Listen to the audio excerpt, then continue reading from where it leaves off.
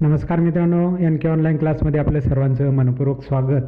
मित्रांनो, 21 फेब्रुवारी 2024 रोजी इंग्रजी विषयाचा आजचा 12वीचा पहिला पेपर झालेला आहे आणि या पहिल्या पेपरच्या संदर्भातली ॲन्सर शीट किंवा ॲन्सरचं सोल्युशन कशा पद्धतीने असायला हवं होतं ते सोल्युशन आज आपण या ठिकाणी घेऊन आलेलं आहेत. याच्यातल्या काही महत्त्वाच्या इम्पॉर्टंट प्रश्नांचं आपण या ठिकाणी ॲन्सर चेक करूया. जे ऑब्जेक्टिव्ह टाईपमध्ये क्वेश्चन असतील त्यांचे डिस्क्रिप्टिव्ह जे क्वेश्चन आहेत त्यांची आपण सेपरेट ॲन्सर शीट बनवणार आहोत. त्यावेळेस त्याच्यावरती फोकस केलं जाईल. आज कुठलाही प्रश्न एक्सप्लेन करणार नाही, फक्त उत्तरं कोणती होती, कुठल्या प्रकारच्या प्रश्नाचं कोणतं उत्तर होतं एवढंच या ठिकाणी आपण विचारात घेणार आहेत आणि पुढे जाणार आहोत.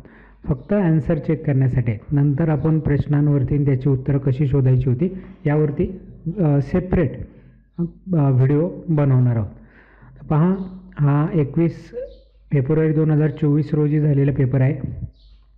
इंग्रजी विषयाचा 01 कोड असलेला 3 तासाचा पेपर, 80 मार्काचा पेपर, 16 पेजेस या पेपरचे आहेत.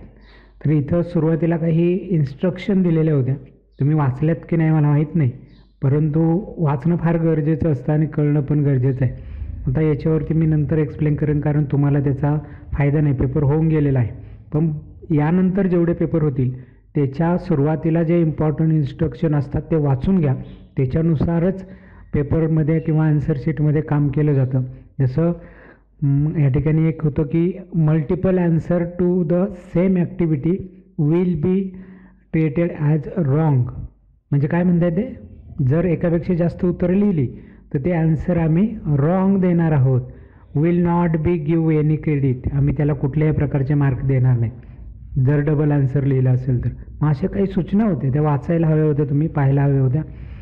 पण आता ते पेपर झालेलं आहे, त्याच्यावर चर्चा नाही करायची, आपल्याला ॲन्सरकडे जायचं आहे. तर सुरुवातीलाच आपण डायरेक्ट प्रश्नांकडे जाऊयात. प्रश्न पाहूयात. इथं सुरू होतो आपला पहिला प्रश्न. Read and rewrite the following sentence and state whether they are true or false. मी सुरुवातीपासून सांगत होतो तुम्हाला ट्रू ऑर फॉल्स ही वाक्य विचारली जातात. तर ट्रू ऑर फॉल्स कसं ओळखायचं याचे व्हिडिओ आपण खूप वेळा पाहिले. म्हटलं की हे फिक्स आहे, तुम्हाला अर्थ कळू द्या तत्व न कळू देत. तुम्हाला पॅरेग्राफमधून वाक्य हे शोधायची, बरोबर सापडली बरोबर असेल.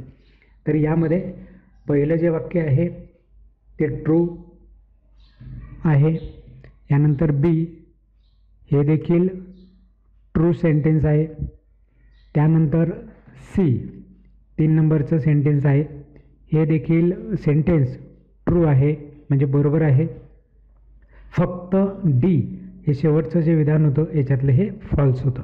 बाकी 3 विधानं सुरुवातीची बरोबर होती. यानंतर आहे question A2 second activity. Column A आणि कॉलम बीचं काय करायचं होतं, मॅच करायचं होतं, पेअर विचारलेल्या होत्या. तर याच्यात पहिला नॅरेटर आहे, त्याची बरोबर उत्तर होतं बी कॉलममध्ये, पर्याय क्रमांक बी. त्यानंतर सेकंड 2 कम्युस याचं उत्तराचा पर्याय क्रमांक होता पर्याय क्रमांक डी. यानंतर तिसरा याचा पर्याय क्रमांक होता पर्याय क्रमांक ए. आणि चौथं होतं ट्रॅव्हलर्स, याचा क्रमांक होता पर्याय क्रमांक सी. यानंतर नेक्स्ट पुढच्या क्वेश्चनकडे जाऊयात. गिव्ह रिझन द्यायचं होतं आपल्याला. वी आर ऑब्जेक्टिव्ह ऑफ, हे पॅरेग्राफमधून तुम्हाला 2 रिझन 2 दिलेत म्हणून 2 रिझन त्याचे द्यायचे होते, कारणं द्यायची होती. काय कारण होतं, पहिलं कारण इथं, दुसरं कारण इथं. हे जर तुम्ही पाहिलं तर पहिल्याचं कारण आपल्याला पॅरेग्राफमध्ये सापडत होतं, ते म्हणजे we are being consume by the cultures we consume. आणि दुसरं एक रिझन त्या ठिकाणी होतं on the road as when we are at home. तर अशी 2 तुम्हाला त्या ठिकाणी ॲन्सर भेटत होती, तुम्ही ते लिहू शकलं असेल. इथं पर्सनल रिस्पॉन्सचा होता राईट युअर व्ह्यू. कशावर, travelling is an interesting teacher. तर याचा पर्सनल रिस्पॉन्स तुम्ही लिहू शकला असेल, तुमचं मत विचारलेलं होतं. आपण आता ते डिस्क्रिप्टिव्ह नंतर पाहणार आहोत. ऑब्जेक्टिव्ह पाहून घेऊयात. डू ॲज डायरेक्ट यामध्ये पहिलं विधान होतं, अतिशय सोपं होतं. टेन्स, करेक्ट टेन्स ओळखायचा होता. करेक्ट टेन्स या वाक्याचा आहे पर्याय क्रमांक बी, सिम्पल प्रेझेंट टेन्स. त्यानंतर दुसरं वाक्य होतं, यामध्ये यूज टू वापरायचं होतं. वूड हा शब्द काढून फक्त यूज टू हा शब्द लिहिला जातो. तर असं विधान कुठं आहे? सीमध्ये आहे, पर्याय क्रमांक सी. यानंतर find out the word from passage which means, म्हणजे सेम अर्थाचे पॅसेजमध्ये आलेले शब्द या ठिकाणी तुम्हाला लिहायचे होते. तर पॅसेजमध्ये येणाऱ्या शब्दांमध्ये पहिल्या शब्दाचा समानार्थी शब्द मेमरी किंवा रिमेंबर आणि दुसऱ्याचा इस्टॅसी हा शब्द या ठिकाणी होता पॅरेग्राफमध्ये. तर तुम्ही सापडलं असेल तर ठीक, अदरवाईज उत्तर ते यायला हवं होतं. त्यानंतर पाहूया B1 लँग्वेज स्टडी. लँग्वेज स्टडीमध्ये इनडायरेक्ट नॅरेशन, प्रश्नार्थक वाक्य बा, प्रश्नार्थक वाक्याचं इनडायरेक्ट. आता त्याचे रूल माहिती असेल तर लगेच कळलेलं असेल तुम्हाला. आस्क यायला पाहिजे. ओके. त्यानंतर वाक्य जोडायला WH शब्द.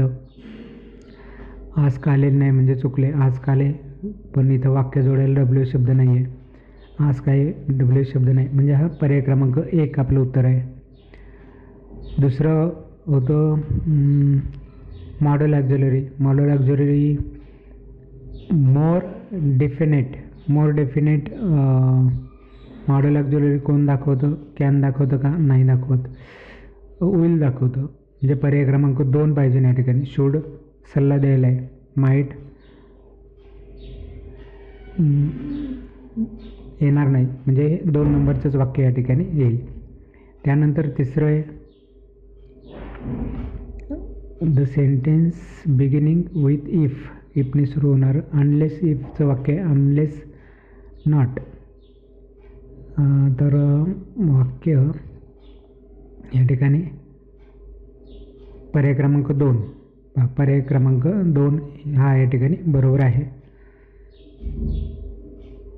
Spot the error and rewrite the sentence. He prescribe, या ठिकाणी सिम्पल प्रेझेंट टेन्स आहे म्हणून ही प्रिस्क्राईबच्या बाजूला एस प्रत्यय यायला पाहिजे नव्हता. एस प्रत्यय लागतो जरी एकवचनी करता असेल आणि वर्तमान काळ असेल तर ही सी इट नंतर क्रियापदाला एस प्रत्यय असतो. तर इथं एस प्रत्यय यायला पाहिजे नव्हता, तो इथं दिलेला नाही, फक्त एस लिहिला असता तुम्हाला 1 मार्क मिळेल. नेक्स्ट पुढचा question, choose the correct alternative. ही अनसीन पॅसेजवरचा प्रश्न आहे. यामध्ये सांगितलं आहे की choose 2 correct alternative which define the theme of the extract. आता ते वाचल्यानंतर तुम्हाला कळलं असेल तर याच्यामध्ये 2 करेक्ट स्टेटमेंट अल्टरनेटिव्ह शोधायचे होते आणि ते 2 करेक्ट आहेत, पर्याय क्रमांक 2 आणि पर्याय क्रमांक 3. त्यानंतर नेक्स्ट क्वेश्चन होता, complete the following table with the help of the extract. Give 1 merit and 1 demerit of love and patience. एक चांगली आणि एक वाईट त्याच्या संदर्भातली योग्य आणि अयोग्य जसं असतं तसं चांगली आणि वाईट बाजू लवची काय आहे आणि पेशन्सची काय आहे. तर एक लिहायची होती, 1 मेरिट 1 डिमेरिट, 1 मेरिट 1 डिमेरिट. ते लवचं ऑलरेडी त्या पॅरेग्राफमध्ये आहे, तिथूनच आपल्याला लिहायचं होतं. लवचं लिहू शकलं असतं great force in private life, आणि दुसरं डिमेरिट होतं त्याचं does not work in public life.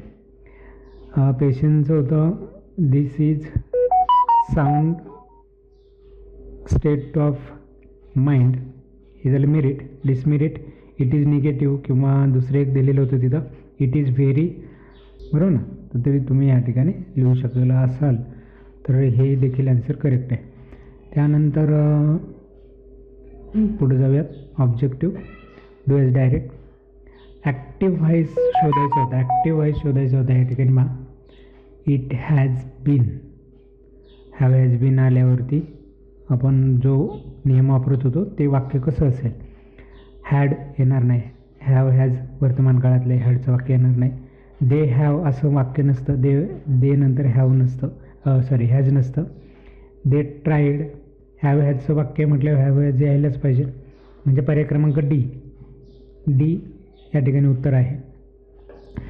यानंतर आहे identify the correct simple sentence. Simple साधं वाक्य. अँड आले, कंपाऊंड झालं. ह्याच्यात काही नाही आलेलं, ह्याच्यात बट आले, हे पण कंपाऊंड झालं. Mind is looked. इज आले वर्तमान आणि ईडी पण प्रत्यय आले, असं पण वाक्य नसतं, म्हणजे पर्याय क्रमांक बी हे आपलं उत्तर असेल. पर्याय क्रमांक बी. यानंतर नेक्स्ट मॅच द वर्ड.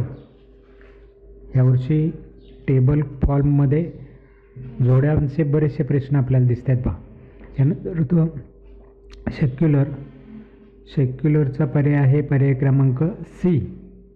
आता इथं आपल्याला जोड्या लावता येणार नाही कारण वेगवेगळ्या पेजवरती आहेत. पर्याय मी या ठिकाणी सांगतो. सी. दुसऱ्याचा पर्याय होता पर्याय क्रमांक डी. यानंतर तिसरा आहे, तिसऱ्याचा पर्याय क्रमांक होता बी आणि चौथ्याचा पर्याय क्रमांक होता ए. यानंतर समरी रायटिंग पॉईंट दिलेले होतं. फॉलोइंग पॉईंट यूज करा आणि त्याच्यावर समरी लिहा. तर लिहिले असेल तुम्ही. Mind mapping, effect of music on human life, याच्यावरती माइंड मॅपिंग करायचं होतं. मी काल सांगितलं होतं माइंड मॅपिंगचे चित्र शोधा आणि त्याच्यावरून 20 टॉपिक क्लिअर करा. यानंतर आहे पोएममध्ये A1 ॲक्टिव्हिटी आहे. A1 ॲक्टिव्हिटीमध्ये आपल्याला विचारलं आहे write the 2 statement from the given list which justify the theme. इथं पण थीम सांगणारी 2 वाक्य याच्यात शोधायची होती आणि ते वाक्य होती एक बी पर्याय क्रमांक internal body is an important as a internal body, आणि दुसरं एक वाक्य होतं beauty line is in the eyes of beholder. तर बी आणि डी हे 2 पर्याय या ठिकाणी बरोबर होते जे थीम सांगतात पोएमची. यानंतर पहा या ठिकाणी लेडीज ब्युटी अ क्लाउडलेस स्टेरी नाईट, तिच्याविषयीची माहिती या ठिकाणी जी वर्णन केलेली होती ती लिहायची होती. तिचे हेअर कसे होते, आईज कसे होते, माइंड कसं होतं, स्माईल कशी होती, तर यांच्याविषयी पॅरेग्राफमध्ये आलेलं आहे ते लिहायचं होतं. मग तिचे आईज कसे होते, डार्क अँड ब्राईट होते. स्माईल कशी होती, विनिंग स्माईल होती. माइंड कसं होतं तिचा, ॲट स्पीस ऑफ माइंड होता. ओके. आणि हेअर कसे होते, हेवन टू क्विली. तर हे तुम्ही शब्द. यानंतर मित्रांनो क्वेश्चन नंबर 5A या ठिकाणी ऑब्जेक्टिव्हचे प्रश्न होते. बाकी सगळे आपण नंतर सगळ्या क्वेश्चनचे आन्सर पाहणार आहोत. ऑब्जेक्टिव्हचाच पार्ट आपण या ठिकाणी पाहतो आहे. त्यामध्ये मॅच द कॉलममध्ये पहिला होता नॉवेल. नॉवेलचा पर्याय आहे पर्याय क्रमांक सी. त्यानंतर दुसरं होतं 18th सेंचुरी लिटरेचर, याचा पर्याय आहे पर्याय क्रमांक बी. 2nd and 6th सेंचुरी याचा पर्याय क्रमांक आहे ए. आणि न्यूजपेपर अँड मॅगझिन याचा पर्याय क्रमांक आहे डी. यानंतर चूज द करेक्ट अल्टरनेटिव्ह. यामध्ये पहिला अल्टरनेटिव्ह होता पर्याय क्रमांक 2. त्यानंतर बी. दुसरा प्रश्न आहे त्याचा योग्य उत्तराचा अल्टरनेटिव्ह पर्याय क्रमांक आहे पर्याय क्रमांक 1. त्यानंतर सी. याचा योग्य उत्तराचा पर्याय क्रमांक आहे पर्याय क्रमांक 3. त्यानंतर डी. शेवटचा प्रश्न आहे त्याचा आहे उत्तराचा पर्याय क्रमांक 1. तर अशा प्रकारे हे मित्रांनो ऑब्जेक्टिव्ह प्रश्न होते आणि मला वाटतं आहे ह्याच्यातले प्रश्न तुम्ही पाहून घेतले असतील किंवा आता ॲन्सर पाहिल्यावरती लक्षात आलं असेल की आपल्याला कोणती उत्तर लिहायला होती, आपण कोणती लिहिलेत आणि किती मार्क तुम्हाला ह्या ऑब्जेक्टिव्हमध्ये मिळू शकतात. इतर जी डिटेल माहिती आहे एक्सप्लेन करणारी डिस्क्रिप्टिव्ह स्वरूपातले प्रश्न ते आपण यानंतर जेव्हा बोर्ड परीक्षेचं सोल्युशन घेणार आहोत त्यावेळेस डिटेलमध्ये सांगितलं जाईल. तर आज इंग्रजी विषयाचा पेपर झालेला आहे. यानंतर जे काही इतर पेपर आहेत त्या यांच्या देखील प्रश्नपत्रिका संपल्यावरती आपण उत्तरं त्यांची चेक करणारच आहोत. त्याचबरोबर इम्पॉर्टंट क्वेश्चन देखील येतील, तर ते व्हिडिओ देखील पाहायला विसरू नका. चला तर भेटूया पुढच्या नवीन व्हिडिओमध्ये. तोपर्यंत नमस्कार.